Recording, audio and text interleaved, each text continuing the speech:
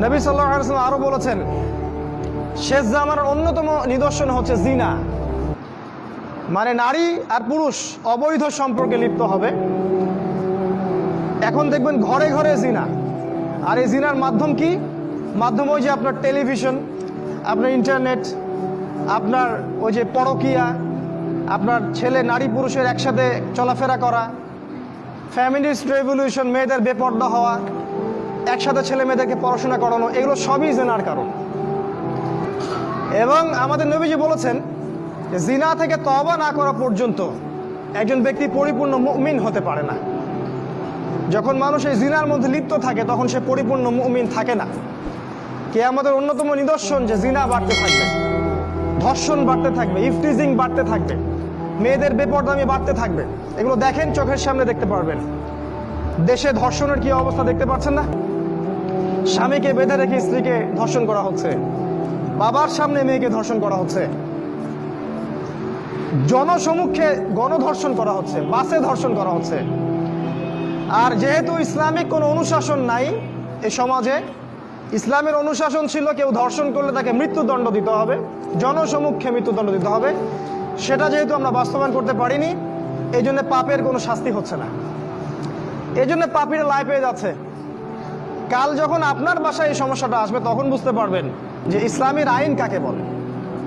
Islamic যে loss, চুরি করলে চোরের হাত কেটে দাও, ধর্ষণ করলে মৃত্যুদণ্ড দাও, মদ খানে বেত্রাঘাত করো, কেউ কাউকে অন্যায়ভাবে হত্যা করে তাকেও হত্যা করো, কেসাস করো, এই আইনগুলো আমরা বাস্তবায়ন করতে পারি নাই। এই কারণে সমাজে চিরস্থায়ী শান্তি প্রতিষ্ঠা করতে আমরা ব্যর্থ, টোটালি ফেল্ড।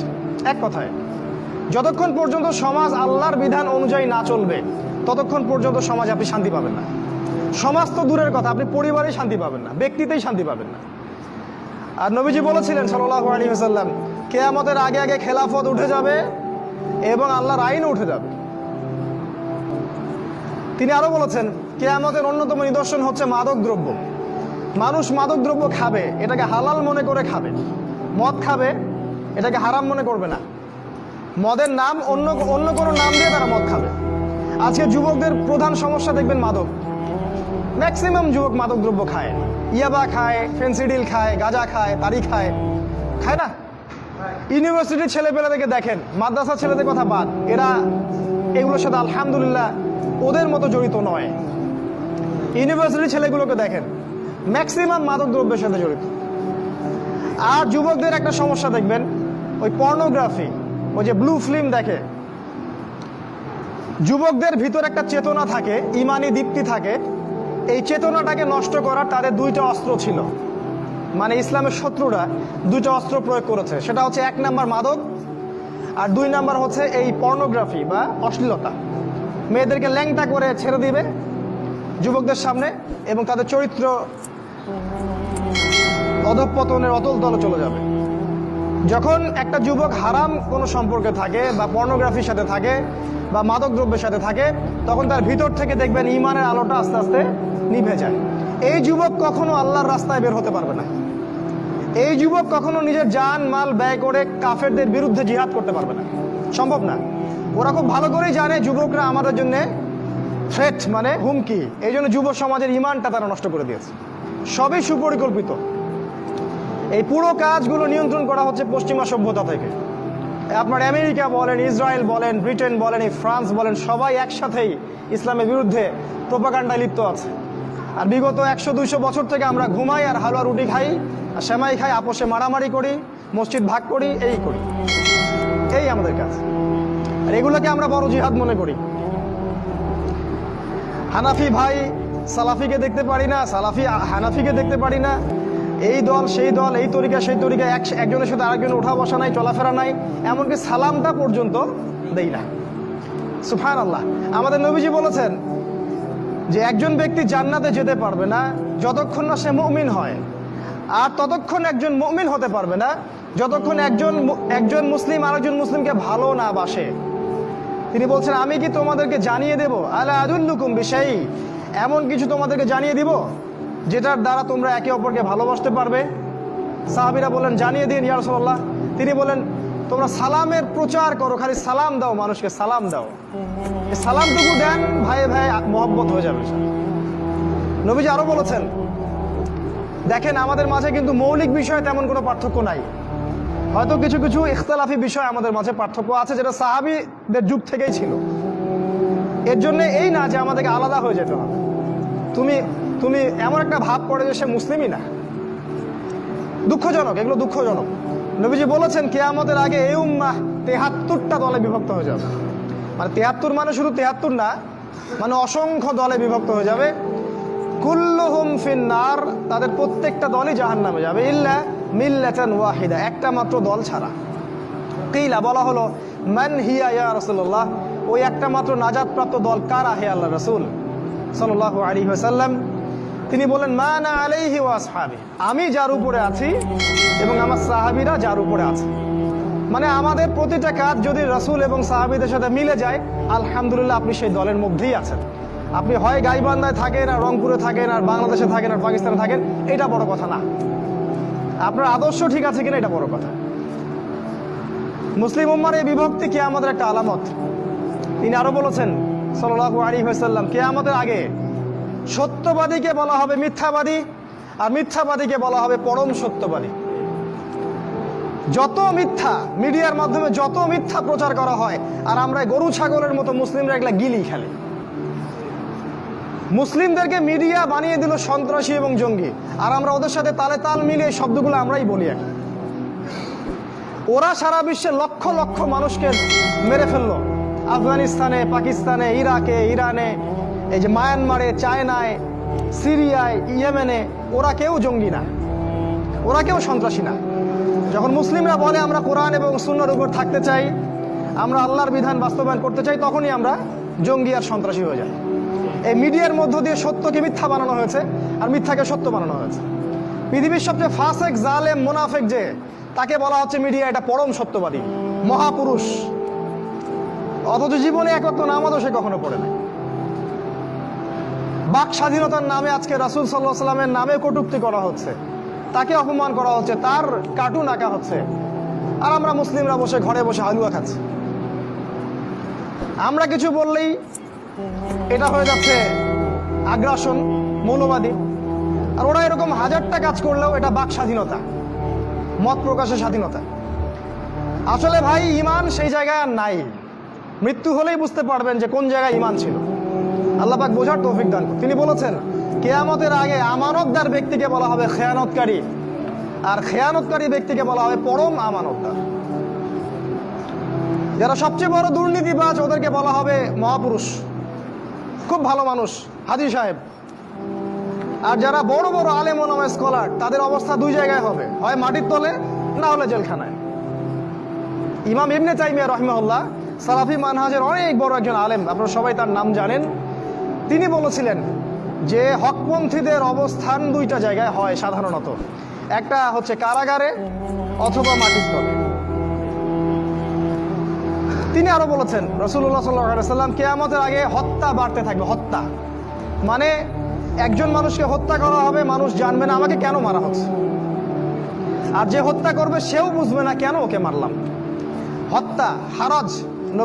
সাহাবীরা জিজ্ঞাসা করলেন, ইয়া রাসূলুল্লাহ, হারাজটা কি জিনিস? নবী সাল্লাল্লাহু আলাইহি ওয়াসাল্লাম বললেন, হারাজ মানে হচ্ছে হত্যাকাণ্ড, ব্যাপক হত্যাকাণ্ড। পুরো বিশ্বের দিকে তাকায় দেখেন, খালি রক্ত আর রক্ত। ওই চায়নায় তাকায় দেখেন, আমাদের উইঘুর ভাই বোনদেরকে মেরে ফেলা হচ্ছে। এই মিয়ানমারের দিকে তাকায় দেখেন, ওখানে রোহিঙ্গা ভাইদেরকে মেরে কুটি কুটি করে কাটা হলো, ওরা পালিয়ে বাংলাদেশে চলে আসলো। কাশ্মীরের দিকে তাকান, সেখানে মারা হচ্ছে। আফগানিস্তানে তাকান, সেখানে মারা হচ্ছে। সিরিয়ার দিকে দেখেন, লক্ষ লক্ষ বাচ্চা, এই যে ছোট ছোট বাচ্চাগুলোকে বোম দিয়ে মেরে ফেলা হচ্ছে। আপনার বাচ্চাকে কেউ যদি বোমা মেরে মেরে ফেলে কেমন লাগবে আপনার? উম্মার সবাইকে আমরা নিজের মনে করতে পারি না যে এই উম্মা আমার, এই বাচ্চাগুলো আমার, এই যুবক ভাইরা আমার ভাই, এটা মনে করতে পারি না। আমরা খুব স্বার্থপর হয়ে গেছি আর কি। ইয়েমেনের দিকে তাকায় দেখেন, প্রায় 10 লক্ষ শিশুকে ওখানে না খেয়ে মেরে ফেলা হয়েছে। 10 লক্ষ শিশুকে। কয়টা দেশের উদাহরণ দিব? সারা বিশ্বের দিকে তাকায় খালি হত্যা আর হত্যা। আর এই কথাটাই ফেরেশতারা বলেছিলেন। আল্লাহ যখন আদমকে সৃষ্টি করতে চান, তখন ফেরেশতারা বলেছিলেন কি দরকার মানুষকে সৃষ্টি করার? পৃথিবীতে গিয়ে হয় ফাসাদ সৃষ্টি করবে, না হলে হত্যাপাত, রক্তপাত ঘটাবে। দেখেন মানুষ ওই দুইটা কাজই করে। এরকম অসংখ্য নিদর্শন নবীজি বলেছেন কিয়ামতের আগে আগে হবে। এগুলো চোখের সামনে আপনি দেখতে পারবেন। এই ঘুষ, এই দুর্নীতি, এই জিনা, ব্যভিচার, মাদক, সুদ সবই কিয়ামতের আলাম। যাকাত দেওয়ার মানুষ খুঁজে পাওয়া যাবে না। মুসলিমদের সম্পদ এত বাড়তে থাকবে। সামাজিক মূল্যবোধ বলে কিছু থাকবে না। এই যে প্রতিবেশীর সাথে ভালো আচরণ, মানুষকে সুন্দর সৌহার্দ্যপূর্ণ ব্যবহার, এগুলো থাকবে না। নবীজি বলেছেন ইলম উঠে যাবে, জ্ঞান, কোরআন সুন্নাহর যে জ্ঞান এটা উঠে যাবে। আর জাহেলিয়াত সমাজে বর্ষণ হতে থাকবে। জাহেলিয়াত দেখবেন যত প্রকার জাহেলিয়াত, এটাকে মানুষ প্রযুক্তি মনে করে, মর্যাদা মনে করে, উন্নত অগ্রগতি মনে করে। আর কোরআন সুন্নাহর যে মৌলিক জ্ঞান, এটাকে মানুষ মনে করে এগুলো হুজুরদের কাজ আর মোল্লার দৌড় মসজিদ পর্যন্ত। কোরআন হাদিসে এসেছে শেষ জামানায় মানুষ কোরআনকে পরিত্যাগ করবে। মানুষ কোরআন খুলে দেখার সময় পাবে না। সারাদিন অনেক কিছু পড়বে, কোরআন খুলে গবেষণা করার সময় হবে না। দেখেন আপনার বাসায় কোরআন পড়ে আছে, সেই যে বাপ মারা গেছে ওই দিন খুলছিলেন, এখনো ওই ঘরেই পড়ে আছে। দেখেন, মিথ্যা কথা বলি নাকি আমি? দেখেন, মানুষ কোরআন নিয়ে গবেষণা করবে না, তাদাব্বুর ছেড়ে দিবে। অথচ আল্লাহ পাক এই কিতাবটা নাজিল করেছেন আমাদের জন্য, আমাদের ইহকালীন কল্যাণ, পরকালীন মুক্তির জন্য। এমন কোনো বিষয় নাই যেটা আল্লাহ কোরআন এবং হাদিসে বলেন নাই। প্রত্যেকটা বিষয়, কেমনে খাবেন, কেমনে ঘুমাবেন, কিভাবে ইবাদত করবেন, কিভাবে দেশ চালাবেন, কেমন করে মুআমালাত করবেন, কেমন করে ব্যবসা করবেন, কিভাবে আপনি অর্থনীতি চালাবেন, প্রতিটা বিষয়ে আপনার কোরআন এবং সুন্নাহ আছে। এটা খুলে দেখার সময় হচ্ছে না। তাহলে হেদায়েত নিবে কিভাবে? বিশ্বাস করেন কিয়ামতের আগে একদিন, এক রাতের মধ্যে এই কোরআনের সব পাতাগুলো আল্লাহ তুলে নেবেন আসমানে। হাদিসে এসেছে কোরআনের শুধু পৃষ্ঠাগুলো থাকবে, কালি থাকবে না। এটা শেষ জামানায় হবে সামনে। তিনি আরো বলেছেন যে এই কোরআন পরকালে হয় এই উম্মার পক্ষে সাক্ষী দিবে অথবা বিপক্ষে সাক্ষী দিবে। এই কোরআন কথা বলবে কাল কিয়ামতের মাঠে, বলবে যে আমাকে সে তেলাওয়াত করে নাই, আমাকে গবেষণা করে নাই। আল্লাহ এই কোরআন নিয়ে তারা হেদায়েত খোঁজেনি, তারা অন্য জায়গায় হেদায়েত খুঁজেছে। আর কোরআন যার বিপক্ষে সাক্ষী দিবে, কেউ কখনো তাকে জাহান্নাম থেকে বাঁচাতে পারবে না। নবী যেটাই বলেছেন, আল কোরআন হুজ্জাতুন লাকা ওয়া আলাইক, কোরআন তোমার পক্ষে দলিল অথবা বিপক্ষে দলিল। দেখেন, এই কোরআনটা আল্লাহ পাক পাঠিয়েছেন আমাদের মুক্তির জন্য। আমাদের উচিত হবে আজকে থেকে আল কোরআনকে সময় দেয়া, পড়তে শিখুন, অর্থ শিখুন। আগামী রমাজান আসার আগেই কোরআনটা রিডিং পড়ে শেষ করে দেন। আপনার কাছে যে তাফসির ভালো মনে হয় সেটাই পড়েন। আমি বারবার একটা কথা বলি, পড়াশোনা করেন, পড়াশোনা করেন। এলেম ছাড়া আপনাকে শেষ জামানায় কেউ বাঁচাতে পারবে না, কোনো হুজুরও বাঁচাতে পারবে না। কারণ আমরা যারা দাড়ি টুপি নিয়ে ইসলামের দাওয়াতেই কাজ করি, আমাদের মধ্যে অনেক প্রতিবন্ধকতা আছে। অনেক হুজুর কোরআন সুন্নাহ বোঝেন কিন্তু বিশ্বের পরিস্থিতি বোঝেন না, অর্থনীতি বোঝেন না, রাজনীতি বোঝেন না, এই জন্য সমাজকে সঠিক জিনিসটা দিতে পারেন না। তাই শুধু এই হুজুরদের মুখোপেক্ষী হয়ে থাকলে হবে না, আমাদের মুখোপেক্ষী হয়ে থাকলে হবে না। আপনাকে পড়াশোনা করতে হবে। কোরআন পড়েন, হাদিস পড়েন, ইতিহাস পড়েন, রাজনীতির বইগুলো পড়েন, অর্থনীতি পড়েন, ওয়ার্ল্ড অ্যাফেয়ার্স পড়েন, দেখবেন আপনি পথ খুঁজে পাবেন ইনশাআল্লাহ তাআলা। তো এগুলো শেষ জামানার অনেকগুলো বড় বড় সাইনগুলো বললাম। আরো অনেক সাইন আছে, নিদর্শন, যেগুলো আজকে সংক্ষিপ্ত সময় বলার সময় পাচ্ছি না। তবে কয়েকটা বলে শেষ করছি। সেটা হলো যে নবী সাল্লাল্লাহু আলাইহি ওয়াসাল্লাম বলেছেন শেষ জামানায় মদিনা, এই যে আমাদের মদিনা, এর গুরুত্বটা কমে যাবে। এটা আবু দাউদে আছে হাদিসটা। মদিনার গুরুত্ব কমে যাবে, মানুষ মদিনাকে অতটা মূল্যায়ন করবে না। মানে মদিনা থেকে বিশ্বের সবকিছু নিয়ন্ত্রণ করা হবে না।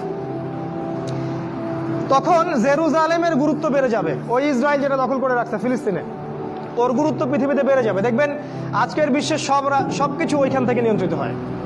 মিডিয়া বলেন, প্রযুক্তি বলেন, রাজনীতি, অর্থনীতি, সবকিছু ওইখান থেকে। সারা বিশ্বের মূল জায়গাটা এখন জেরুজালেম। নবীজি বলেছেন যখন এই অবস্থা হবে তখনই মালহামা শুরু হবে। সাহাবীরা বললেন মালহামা কি জিনিস? নবীজি বললেন এমন যুদ্ধ যে যুদ্ধে 100 জনের মধ্যে 99টা মানুষ মারা যাবে। 100 জনের মধ্যে 99টা সৈন্য মারা যাবে।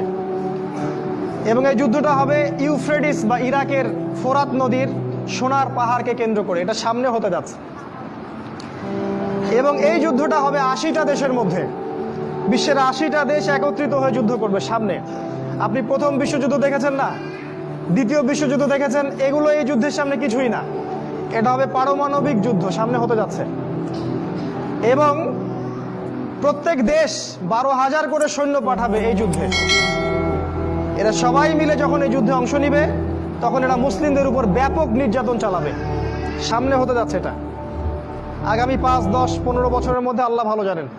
আল্লাহ ভালো জানেন, আমাদের অনুমান 10 বছরের মধ্যে হতে পারে, 5 বছরের মধ্যে হতে পারে।